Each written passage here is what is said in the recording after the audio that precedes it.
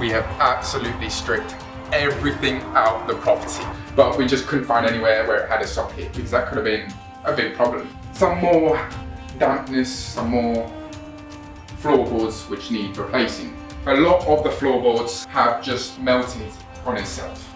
Welcome everyone to another video. My name is Hagot, aka Hags, and today we are back with a huge update. Already you can see behind me, we have completely cleared out the full bush that was in front of the property. And as you've seen, or if you haven't seen, in my day in the life, I got assigned to do that job. But I did half of it, which we'll get a cinematic of on that side. This side was a little tougher because the branches were a lot thicker, the stems were just huge. If you know anything about me, I'm not great with heights. So getting up there was a bit of a mission. So I managed to just get someone in to just get rid of this section only. But let's head on inside and you can see the full strip out and a potential new layout that we've come up with. So guys, heading on inside, you can see we have absolutely stripped everything out the property. It took a good couple of days because it was almost layer after layer after layer of removing everything. Because this house was so old, there was just things on top of things, on top of carpets, on top of carpets, and we've managed to get rid of it. I'll show you the skip outside. We've already filled that up. That's the first skip we've used now, and that's just purely from getting rid of everything inside the property. So you can imagine it can cost a fair bit to get the skip and remove everything. So if you were purchasing a property, maybe try and see if the seller can remove everything for you. But that's besides the point now. Here you can see the potential and the size of the property now. As you know, everything was so full before that it just looked overcrowded and you couldn't really picture everything too well.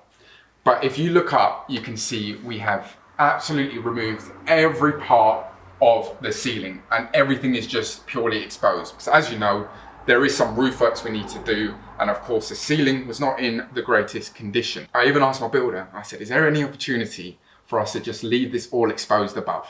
Because it looks absolutely stunning with the high ceilings, the shape of the roof, it looked beautiful. But there was just a lot of complication, a lot more time. You need a different type of insulation as well, which costs a fair bit. And I just thought, let's just not spend any more money because the project's just begun and we don't want any more hassle. But anyway, the lobby, you can see everything's been cleared out. We've only got one socket in this house, which we've realized now after removing everything. So that's not great at all, but it's working, which is good. So as you know, every room will have a new socket in there. Let's go into bedroom number one. And we've got some some problems that we need to sort out, which again, are they problems? Not really, because what do you expect from a property like this? So all the cobwebs have been gone. Everything's been cleared out and you can see what a beautiful room this is. We'll look down here first and you can see a lot of the floorboards have just almost melted on itself. Why has that happened, you may ask, is if you look at the wall here, you can see it's gone green. Why is that? If you look up, you can see there is basically a hole in the roof. Exactly where, I already know. There is, in fact, we'll try and get a cinematic as best as possible of that section. Basically, the felt has almost just rusted. There's actually a hole you can see from outside, which just completely lets in any bit of raindrop that comes in. And obviously over time, this happens. But that's fine. Of course, there is some joists that we do need to replace. Thankfully, my builder said we will replace those sections only. So again, these are problems that just need some resolution and that's all. But if you follow me around, you can see again, we didn't see this last time, but you've got amazing space for cupboards, storage, and again, if you pan there, you can see the beautiful fireplace. So whether we keep them exposed or not, let me know down below if you think it's worth keeping them open, or we're potentially just going to cover the full fireplace just to make the room, again, that slightly bit bigger. So let's go on into bedroom number 2 and we will show you now again, everything is cleared. Such a big bedroom, and what I've seen in the area is these 2-bed bungalows. Some of them, they're either 3-bed or 2-bed, but the second bed is always a size of a single bedroom almost, and the photos are a bit deceiving. But with this bungalow, you can imagine, look at all the space you have.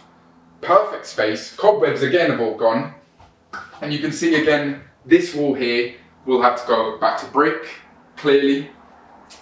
This wall you can see doesn't need to. And this is a great indication of knowing if the room needs to go back to brick or not. And again, for the fireplace, you can see this one actually has a really nice design to it. And I'm almost tempted to just give it a good clean and just leave it. So again, let me know if you prefer a fireplace exposed or kept hidden. But let's actually go into the living room and let me show you again the amazing space we have there. So now heading on into the living room. Again, the space is amazing. If you pan up again, you can see if only we could leave this all exposed, it would just make the room look that bit more unique, should I say. That's the best word for it. Again, the fireplace. My builder's convincing me that he can clean this fireplace and make it look clean, and we'll leave this one exposed. The roof and how much space we have. We actually have enough space to potentially put a bedroom up there. But the reason why I turned that down is because firstly, there's not really much space to put a staircase to go up there. Second of all, planning could take 6 months, 7 months, who knows how long, and the project would have been completely done and sold probably by then. And finally, is the demographic that you will be targeting for these bungalows are more of the older generation who will potentially have family round here and there. So they could just use a second bedroom, you know? So for me, I just thought the risk factor, the cost factor and time factor, it didn't make sense for me, for anyone that's asking. This is actually the only socket we have in the property. The only one that's functioning. Me and the builder were actually running around the house trying to look for one that worked, because it does have a fuse box, not fuse box actually, connection is the best way of putting it, but we just couldn't find anywhere where it had a socket, because that could have been a big problem. But again, if you can pan down here, you see some more dampness, some more floorboards which need replacing. Again, perfectly fine, because you only replace these floorboards, the rest are fine, the rest doesn't need touching. And the flat roof above, we will be doing minor works to it. I thought we would have to replace the whole lot, but thankfully we just need to do the minor bits, and that is it. Let's go now into the kitchen. And remember when I said the kitchen isn't the biggest? Well, look at it now, because you are going to have other words now with yourself, because this is actually a lot bigger than now you think. And in terms of the layout, I did say we may be changing it, and this is where it all begins. So, as we've already said previously, the kitchen is going to be an L shape here. As for where everything's going to go, the sink will go here, purely because of the pipe work is already there. The hob will go in this section, just bang in the middle, and that will make life a bit easier again, because of the pipe work, it's all in its place. Coming around here is where we've also got some other layout changes. So with the electrics, if you pan there, you can see they actually can't be moved. My builder said we just have to leave it there, get a new fuse box and almost just plunk it all there. And to be honest with you, I didn't really want that to happen. I would have preferred it to be moved somewhere more hidden, etc. But it's fine. It's not an issue, because a fuse box isn't the biggest thing in the world. So we're basically going to put the fuse box around this section here, just below. The electrician will try and remove as many of these wires as possible, and then possibly we could have the fuse box in that box, if that makes sense. So that's the plan with that. And as for the boiler, my builder did say to almost put it up here or to the side here. Of course, there needs to be a certain distance between the electrics and the boiler, of course, so that's why we're sort of thinking maybe around here. But then in my head, I thought this area, I want it to be a bit of a dining area. I want maybe someone to fit a small table here, some chairs, nothing huge, but I just want this space to be as open as possible. So I suggested, which I think we will go ahead with this, but do let me know down below what layout you would put with these. I was thinking we would put it just here. And if we can, for the right price, put a cupboard over it and just keep it hidden. And of course, as you know, there'll be cupboards below it. So there's definitely enough space for storage. If we can't fit a cupboard in there, then we'll just leave it exposed, because at the end of the day, if you see a new boiler, you will not turn that down. So for me, it's almost like an added feature in a way, especially when it's a new boiler. One more thing in terms of changes in the kitchen is this window. It's sort of not level with that window. If you can just pan around, you can see it's just not the same height. It's not the same height above here as well. Everything is just too mismatched. And the fault is either, again, let me know down below with your opinion, is to almost just completely patch this up and just expose that window over there. And of course you do get enough light. We're gonna have a new door here, which means there will be, of course, an opening here. So you will get some more light as well. Or we just make it slightly smaller and just fit a window here. So let me know down below what you would do in terms of layout in this kitchen. I think the simple fact is boiler here, patch this window up and just put a small window, and of course a fuse box up there. And when you're doing these properties, you don't have to finalize these things till closer to the time. So when it comes to it, you need to speak to your builder and actually understand exactly where it goes. For now, give yourself ideas, give yourself a rough plan, and then of course, execute it when it comes to it. So let's head to the bathroom now. And again, we do have a slight layout change, which is actually for the better now. So you guys, of course, let me know what your opinion is of this. Coming in the bathroom, you can actually see it now. You can actually see a bathroom. Before we had a door here, we had this shower.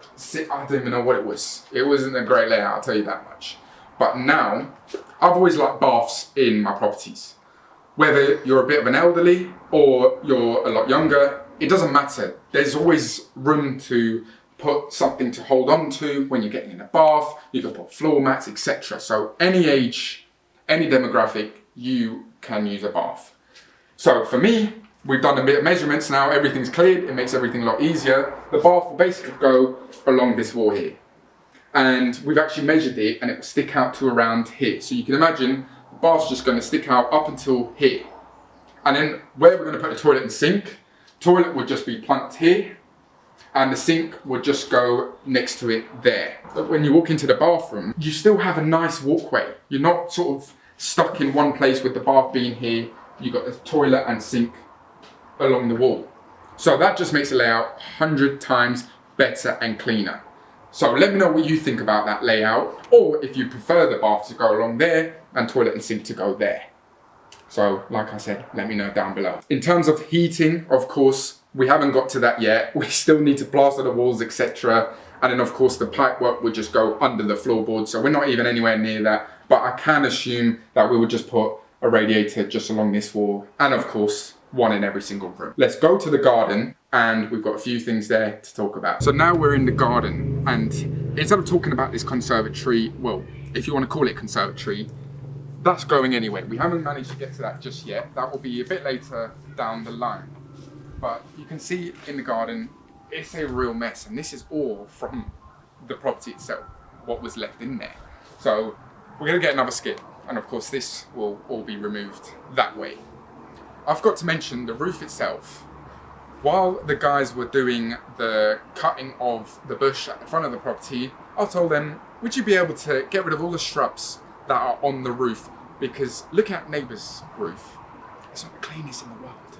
But if we just remove the shrubs, it would just make our roof almost as clean as the neighbour's roof. So for me, that would have been more than enough to keep the roof clean. And when someone comes to see the property, it's almost the same condition as theirs. So that was the plan with that. We'll throw a cinematic in where you would see the shrubs all removed. The next update video possibly be a shopping spree, if you want to call it that, getting the kitchen, bathroom, etc.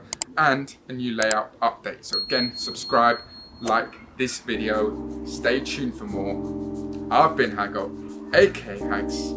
Don't forget the name, and I'll catch you in the next video.